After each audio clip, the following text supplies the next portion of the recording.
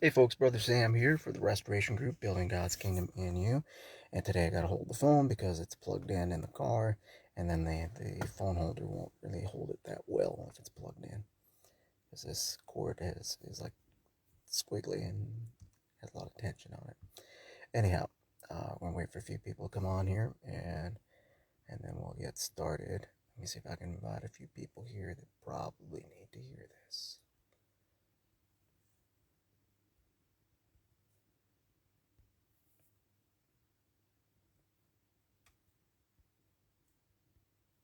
If I invited you, I think you need to hear this.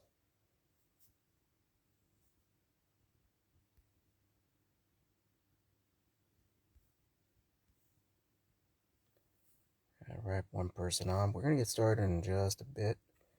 I'm just doing some invitations here.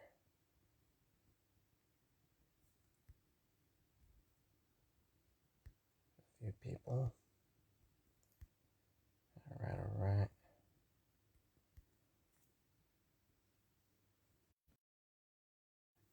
One or two other people to invite. And then we're on it. All right, let's see. Two people on here. Don't know what the quality of my connection is, but I guess we'll find out. And got a bit of a prophetic word for y'all. And it's not for everybody, because sometimes people look like it's for everybody. It's for a specific set of people.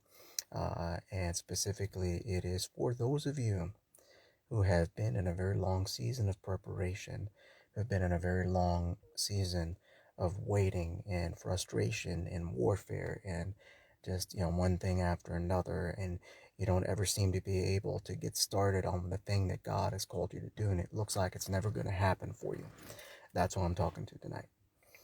Hey there, Tracy. Hey there, Jay Robbins. Welcome to the broadcast. God bless you. Hey there, Brother Johnny. Good to see you. God bless you, man.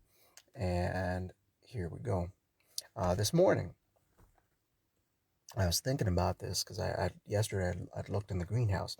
I planted tomatoes this year, but I didn't really get much in the way of tomatoes because, well, uh, the potting soil did not have magnesium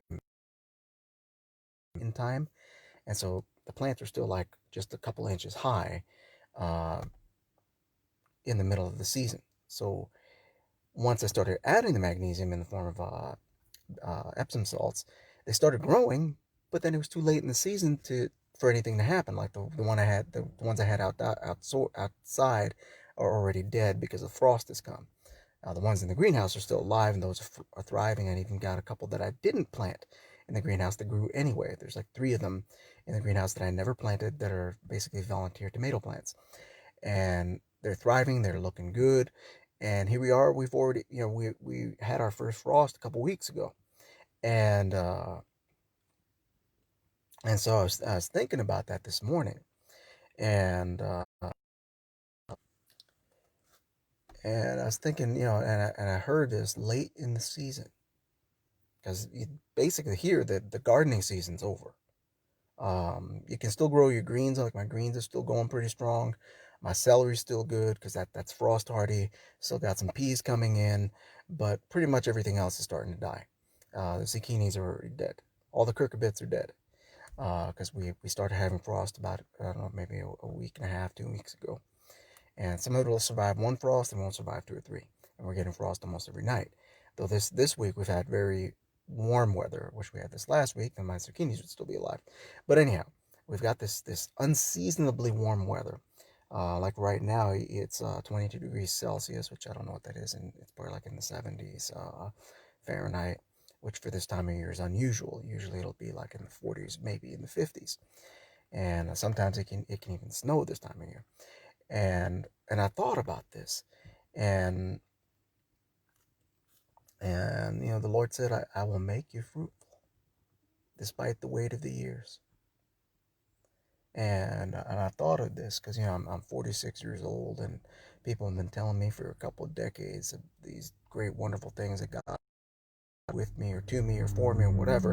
And I'm like, I ain't really waiting for it to happen anymore, because I'm entering my late 40s, and I'm not really looking for it to happen.